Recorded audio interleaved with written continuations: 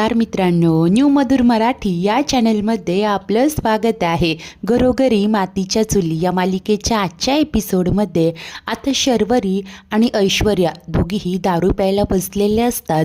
तर शरू मात्र पूर्ण टल्ली झालेली असते, दारूच्या नशेत बुडालेली असते। तर ऐश्वर्या मात्र आता पूर्ण शुद्धीत असते, हुशारीने तिने दारू प्यायलेली नसते। परंतु शरू मात्र दारू पितच बोलत असते की ती जानकी स्वतःला कोण समजते, खूप स्मार्ट समजते का? नाही, नो, ती स्मार्ट नाहीये, तर मी स्मार्ट आहे, स्मार्टर, स्मार्टेस्ट असं म्हणत तिची बडबड सुरू असते। ऐश्वर्या देखील आता नाटकं करतच तिची साथ देत असते। त्यानंतर हळुवारपणे भरलेला ग्लास तिच्या दिशेने सरकवते आणि रिकामा ग्लास ती स्वतःकडे ओढून घेते। तर पुढे ही शर्वरी म्हणत असते की ती जानकी स्वतःला काय समजते, तुला माहिती आहे का, आठवतंय का, मी तुला पैसे चोरायला सांगितले होते। तेव्हा आता ऐशू देखील नशेचं नाटक करत बोलते की हो आठवतंय ना। तेव्हा शर्वरी बोलते की तुला माहिती आहे का त्या बॅगचं काय झालं? अगं ती बॅग मी चोरली, मी, कारण मला तुला 50% द्यायचेच नव्हते। त्याही ऐकून ऐशू मात्र मनाशी म्हणते की म्हणजे माझा संशय खरा ठरला तर। आणि त्यानंतर शरूला लाडीगोडी लावतच विचारू लागते की मला सांग, तू पैसे चोरले, आपल्या घरात पोलीस देखील आले होते, त्यांनी सगळ्या घराची झडती घेतली, पण मग त्यांना ते पैसे का नाही मिळाले? तेव्हा आता ही शर्वरी बोलते की टॉप सिक्रेट आहे ते। ऐश्वर्या म्हणत असते की काय, पण मग तू हे तुझं टॉप सिक्रेट मला पण नाही का ग सांगणार? ग तुझा माझ्यावर विश्वास नाहीये का? तेव्हा आता ही शर्वरी लगेच बडबडत असते की नाही ग, असं नाहीये, ते काय असतं, भिंतीला कान असतात, डोळे असतात, हे बघ कानांना ऐकू येईल, डोळ्यांना दिसेल, असं मी काहीच बोलणार नाहीये। आता ऐश्वर्या नाटकं करतच म्हणजे काय ग असं विचारते। तेव्हा शर्वरी म्हणते की हे बघ मला इतकंच म्हणायचंय, अगं तिच्या नाका खालून मी सगळं असं खेचून नेलंय आणि सगळं घेऊन जाईल ग, ही डझंट नो दॅट। तिला तर माहितीच नाहीये मी तिच्या बाबतीत काय काय केलंय ते, किती टोकाचं केलंय ते, असं म्हणत ही शर्वरी आता खुश होऊन हसत असते, दारूच्या नशेत असते। आता ऐश्वर्या क्षणभर विचार करते आणि पुन्हा हिला लाडीगोडी लावत विचारते की म्हणजे काय केलंय ग तू, मला नाही का ग सांगणार? परंतु शर्वरी मात्र नशेतही तोंडच उघडत नसते, नाही मी नाही सांगणार तुला, असं बोलू लागते। त्या ऐश्वर्या म्हणते की तुझा माझ्यावर विश्वास नाहीये का? ठीक आहे जाऊ देत, नको सांगू। शर्वरी म्हणते की काय ग तू चिडलीस का? चिडू नकोस ग, दोस्त आहे तू, दोस्त। काय हे लगेच मूड स्विच ऑफ करतेस का? मला ना असं मूड स्विच ऑफ केलेलं आवडत नाही। अगं you are my partner in crime, असं म्हणत तिच्या तोंडात आता चकना कोंबत असते। ऐश्वर्या देखील आता नाटकं करत बोलू लागते की हो ना, बघ आपल्या पार्टनरपासून काहीच नाही लपवायचं, सगळे सिक्रेट सांगून टाकायचे, तू पण सांगून टाक मला। शरू म्हणते की असं म्हणतेस का, आणि पुन्हा दारूचे काही घोट घेते, बोलू लागते की काय आहे ना, तू खूप डेंजर बाई आहे ग, तू खूप मोठे मोठे कांड केले, हे बघ हे सिक्रेट आहे, तू कुणाला सांगशील का? तेव्हा आता ही ऐश्वर्या म्हणत असते की नाही ग नाही सांगणार। शर्वरी बोलते की शपथ घे। ऐशू लगेच तिच्या डोक्यावर हात ठेवत सांगत असते की तुझी शपथ। तेव्हा शरू बोलते की काय ग म्हणजे तू मला मारणार? तेव्हा ऐशू नाटकं करत सांगत असते की नाही ग, अगं तू तर फ्रेंड आहे ना माझी। आता पुढे शर्वरी म्हणत असते की हो फ्रेंड आहे तू, हे बघ तुला माहिती आहे का ते आपले? तर आता ऐशू विचारते की कोण? शरू म्हणते की नाना, अगं विसरलीस का, तुला आठवतंय ना ते ॲडमिट होते, ॲडमिट, अगं जानकी वहिनी पण तिथे होती, मी पण गेले होते, कुणाला कळलंच नाही, असं आता ती बडबडत असते। ऐश्वर्या मात्र आता सगळं काही कान टवकारून मनात साठवून घेते। त्यानंतर ऐश्वर्या बोलू लागते की शर्वरी मला सांग, जर का नाना ॲडमिट होते तर मग तू का गेली होतीस, आणि जर गेली होती तर CCTVत का नाही दिसली? तर ही शरू उत्तर देत असते की कारण मी मूर्ख नाहीये तिच्यासारखी। आणि तेव्हाच आता रूमच्या बाहेर जानकी येते, हळुवारपणे दरवाजा लोटते आणि या दोघींनाही ती पाहत असते।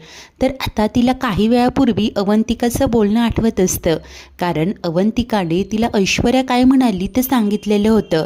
जेव्हा जानकी फोन उचलत नव्हती तेव्हा ऐश्वर्या म्हणाली होती की आज काही करून मी तिच्याकडून सत्य काय आहे ते काढून घेईलच। तर आता अशाप्रमाणे जानकीला ठाऊक असतं की ऐश्वर्या आज शरूकडून काहीतरी वदवून घेणार येणारच आहे. त्यामुळे तिथेच उभं राहून ती सगळं ऐकत असते. आतमध्ये शरू नशेत बडबडत असते की ती जानकी काय करते आपलं पदर घेऊन कचरा, खूप अंडर एस्टिमेट करते ग ती मला, नाही आवडत ग ते, असं म्हणत ही शर्वरी आता नशेत पूर्ण धुंद झालेली असते आणि आता तिचे डोळे मिटत असतात. तेव्हाच ऐश्वर्या मात्र तिला शुद्धीत आणत विचारत असते की शर्वरी, आता तू म्हणालीस ना ग तू हॉस्पिटलला गेली होतीस, पण मग CCTVत कशी नाही दिसलीस सांग ना. शरू मात्र आता म्हणते की झोपू दे ग मला, आणि काही केल्या ती तोंडच उघडत नसते. ऐश्वर्या एक दोनदा तिला विचारते देखील पण काही उपयोग होत नाही. त्यानंतर वैतागतच ऐश्वर्या बोलते की ही मला नशेत सगळं सांगणार होती, पण इतक्यात हिची शुद्ध हरपली, काय करू आता, शिट, असं म्हणत ती आता बाहेर येते. जानकी तिथेच उभी असते. नंतर ऐश्वर्या दरवाजा बंद करते आणि घराबाहेर येते. मागोमाग जानकी देखील येते. तेव्हा ऐश्वर्या तिला सांगू लागते की शर्वरीने आता कबूल केलंय की ते पैसे तिनेच चोरले होते. जानकी म्हणते की काय, म्हणजे आपला संशय खरा ठरला तर ते पैसे कुठे ठेवलेत त्यांनी. तेव्हा ऐशू सांगते की नाही ग, त्याबद्दल काहीच नाही बोलली ती. तेव्हा जानकी म्हणते की हो, अशा तशा बोलणार देखील नाही, मला सांग नानांबद्दल काय म्हणत होत्या त्या. ऐश्वर्या म्हणते की अगं ती ड्रिंकच्या नशेत इतकी होती ना की मग ते झोपून गेली ग, सगळं अर्धवटच सांगितलं तिने मला. बरं मला सांग, तू आज हॉस्पिटलला जाणार होतीस, काय झालं. तेव्हा जानकी बोलते की नाही, मला वेळच नाही मिळाला. ऐशू तिला सांगू लागते की नाही नाही, तू लवकरात लवकर हॉस्पिटलला जा. तुला माहिती आहे का, आपल्याला वाटत होतं की नाना हॉस्पिटलमध्ये तर बरे होते, पण मग अचानक कसे गेले, हा जो गुंता आहे ना तो आत्ता सुटेल असं वाटतंय मला. अगं आत्ता बोलता बोलता शर्वरी असं बोलून गेली की मला जानकीला हरवायचं होतं, पण तिला माहितीसुद्धा नाही आहे की तिच्या नाकाखाली मी काय काय केलंय ते. ती बोलत होती की जानकी स्वतःला खूप हुशार समजते, म्हणजे तू. अगं ती पुढे असं म्हणाली की जेव्हा जानकी हॉस्पिटलमध्ये होती तेव्हा मी तिथे येऊन गेले आणि ही गोष्ट जानकीला माहितीसुद्धा नाही आहे. आता जानकी तर चकितच होते आणि विचार करत म्हणते की नाना जेव्हा हॉस्पिटलमध्ये होते तेव्हा त्यांना जरा बरं वाटलं होतं. त्यानंतर मी ऋषिकेशची वाट पाहत तिथेच बसून होते आणि तेव्हाच मला जरा डोळा लागला होता. त्याच दरम्यान शर्वरी वंश तिथे येऊन गेले असतील. ऐश्वर्या देखील विचार करत म्हणते की होय, असंच असू शकतं, कारण ती ज्या अर्थी असं म्हणत होती ना की तुझ्या नकळतपणे ती हॉस्पिटलला येऊन गेली, त्या अर्थी ती तिथेच होती. त्या कासावी शोध जानकी म्हणते की मला देखील हीच शक्यता वाटते ग, आणि जर का त्या खरंच हॉस्पिटलमध्ये आल्या होत्या तर असं तर नाही आहे ना की त्यांनीच नानांच्या ऑक्सिजन सिलेंडरचं बटन बंद केलं असेल. ऐश्वर्या सगळा गुंता सोडवत बोलत असते की होय, असंच असू शकतं. हे बघ, शर्वरी हॉस्पिटलमध्ये येऊन गेली, त्यानंतर नाना गेले, त्याआधी देखील तिनेच नानांवर हल्ला केला. केवढी मोठी रिस्क घेऊन ती हॉस्पिटलमध्ये आली होती. तिने केलेल्या हल्ल्यातून नाना वाचले, तू नानांना हॉस्पिटलला घेऊन गेलीस हे शर्वरीला कळलं, त्यानंतर तिनेच तर हॉस्पिटलमध्ये येऊन पुन्हा नानांना मारलं असेल. जानकी सांगते की होय, असंच असू शकतं. ऐश्वर्या अगं हॉस्पिटलमध्ये असताना नाना सतत मला काहीतरी सांगण्याचा प्रयत्न करत होते, परंतु ते शर्वरी वंशांकडे बघायचे आणि गप्प व्हायचे. हो, असं एकदा नाही बऱ्याचदा झालं. मला काहीतरी सांगण्याचा प्रयत्न करायचे आणि अचानक त्यांचं लक्ष शर्वरी वंशांकडे जायचं व ते गप्प व्हायचे. अगं ते असे मध्येच का थांबायचे ते मला आत्ता कळलंय. कदाचित त्यांना हेच सांगायचं असेल की शर्वरी वंशांनीच त्यांना मारण्याचा प्रयत्न केला, त्या स्वतःच्याच मुलीने त्यांना मारण्याचा प्रयत्न केला. आणि नाना मला आडवळणाने म्हणाले सुद्धा की जानकी, अगं मांजर स्वतःच्या पिल्लाला खातं, परंतु हे कलियुग आहे आणि या कलियुगात आता पिल्लूच मांजराला खातंय. आता हे जगरहाट उलटच सुरू आहे. अगं ऐश्वर्या, याचाच अर्थ नानांनी जे काही सांगितलं होतं त्यातलं ते पिल्लू शर्वरी वंश आहेत. आता हे बोलत असताना तिच्या डोळ्यात अश्रू आलेले असतात. पुढे लगेच ती म्हणते की हे बघ ऐश्वर्या, आता काही झालं तरी या प्रकरणाच्या मुळाशी जाऊन शर्वरी, आणि इतक्यात कोणीतरी येऊन तिच्या खांद्यावर हात ठेवतं. जानकीचा तर श्वासच रोखतो. ऐश्वर्या देखील धक्क्याने पाहू लागते. त्यानंतर जानकी हळुवारपणे मागे पाहते तर ती असते अवंतिका. जानकी आता दीर्घ श्वास घेत म्हणते की काय अवंतिका तू, अगं केवढी घाबरले मी. अवंती सांगते की हो वहिनी, मीच आहे, एवढं काय झालंय घाबरायला. तेव्हा जानकी तिला सांगते की अगं मी आणि ऐश्वर्या इथे असं लपून छपून भेटत असतो, बोलत असतो, मी घाबरले ना, मला असं वाटलं की कोणी बघितलं आम्हाला. अवंतिका बोलत असते की डोंट वरी वहिनी, मीच आहे, कोणी काही ऐकलं नाहीये. आणि बरं का, माझी एक तक्रार आहे तुमच्याकडे. तेव्हा जानकी विचारते की काय, कसली तक्रार? तेव्हा ती सांगते की तुम्हाला असं वाटत नाहीये का, तुम्ही दोघी हल्ली विसरायला लागलाय मला? ऐश्वर्या बोलू लागते की नाही ग अवंतिका, असं काही नाही, उगीच गैरसमज करून घेऊ नकोस ग. अगं मला त्या शर्वरीला चकवून जानकीला भेटावं लागतं, त्यात उगीच तुझी धावपळ नको म्हणून नाही ग तुला सांगत. त्या जानकी बोलते की हो अगं, तू प्रेग्नेंट आहेस, मला असं वाटतं की तुला कसं सतत उठवून इकडे आणणार ना, मला वाटतं तू छान खावं प्यावं झोपावं. तेव्हा आता अवंतिका गालात हसत म्हणते की हो हो वहिनी, मी किती एक्सप्लेनेशन देत आहे, मी तर मस्करी करते. तेव्हा जानकी सांगते की हे मस्करी असेल तर ठीक आहे, नाहीतर मला टेन्शन येतं हं. पुढे ऐश्वर्या म्हणते की आता उद्याचा प्लॅन सांगते. हे बघ जानकी, उद्या सकाळी उठल्यानंतर मी ड्रिंक घेतलं होतं याचा तू तमाशा कर, सारंगला देखील हे सांग, आणि सगळ्यात महत्त्वाचं, काहीही करून उद्या हॉस्पिटलला जा. तर अवंतिका बोलते की वहिनी मी पण येते हं तुमच्यासोबत. तेव्हा जानकी सांगते की ठीक आहे, तसंही मला तुला चेकअपसाठी डॉक्टरांकडे घेऊन जायचंच आहे, आपण जाऊ आणि ते काम देखील करून येऊ. आता त्यांच्या सगळ्या होप्स असतात हॉस्पिटलच्या CCTVवर, त्यातच सिद्ध होईल की शर्वरी वंशांनीच नानांना मारलं असं जानकी बोलते. तर पुढे अवंतिका सांगत असते की शर्वरी त्यांचं असं म्हणणं आहे की विक्रांत भाऊजींनी नानांना मारलं, आणि तेही देवळाच्या मागे. जर असं असेल ना तर आपल्याला तिथे आजूबाजूला CCTV आहे का हे देखील एकदा तपासावं लागेल.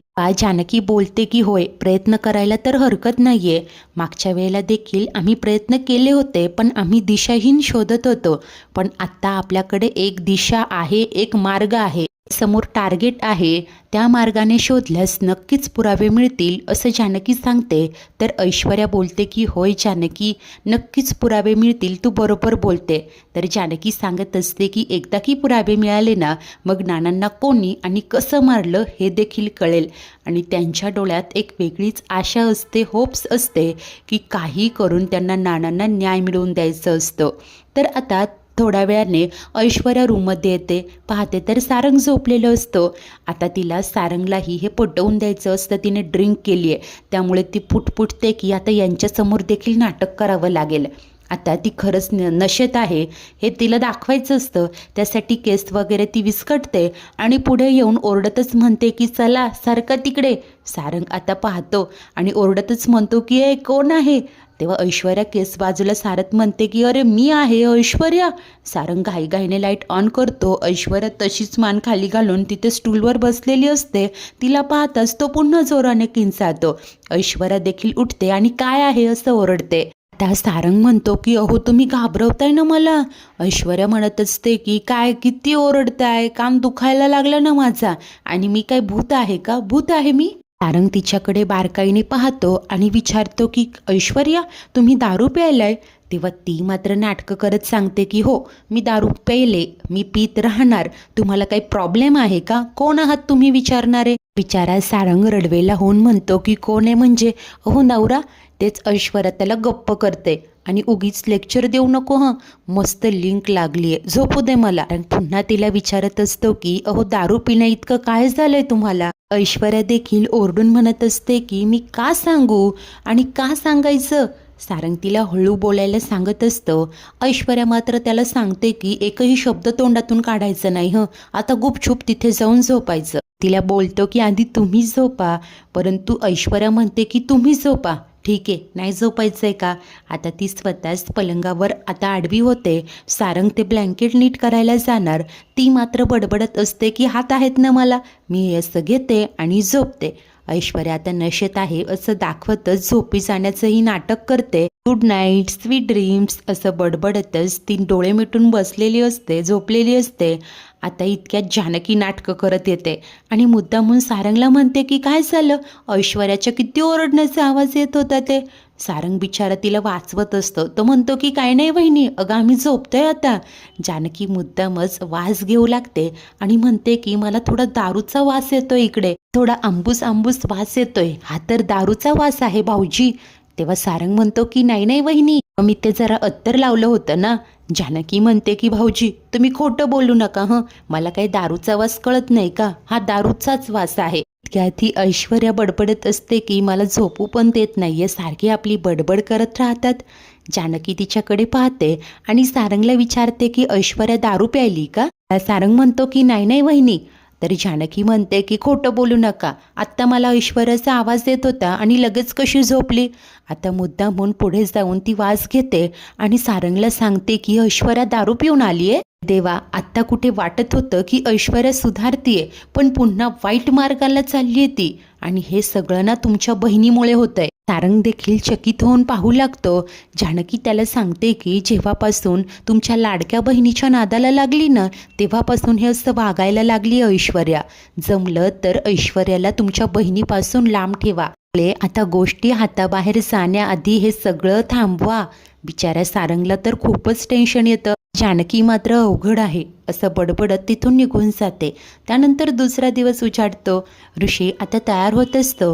जानकीही तिथेच असते. तो म्हणतो की मी सायबर ब्रँचमध्ये जाऊन येतो, त्यानंतर आईला बँकेत घेऊन जायचंय. तेव्हा जानकी हसूनच म्हणते की ऋषिकेश, आता याची काही गरज नाही आहे. तेव्हा तो म्हणतो की अगं तुझा फोन हॅक झालाय ना.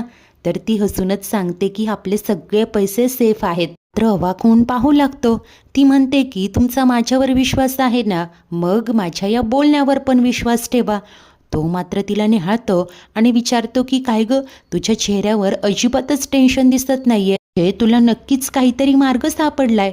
तेव्हा ती बोलते की होय, मार्ग सापडलाय, पण आता तुम्ही टेन्शन घेऊ नका, कारण पैसे सेफ आहेत, तर घरात हिस्से वाटे होणार नाही, पुन्हा भांडणं होती. काहीही नाहीये, कारण हा शर्वरी वंशांचा एक प्लॅन आहे. ऋषीला तर धक्काच बसतो. मित्रांनो, आजचा एपिसोड तर इथेच संपतो. पुढील भागात आता जानकी व अवंतिका हॉस्पिटलमध्ये येतात. तेव्हा नर्स विचारते की कुठे जात आहे. जानकी सांगते की ते CCTV फुटेज. ती म्हणते की अजिबात नाही, तिथे जायला कुणालाही परवानगी नाही आहे.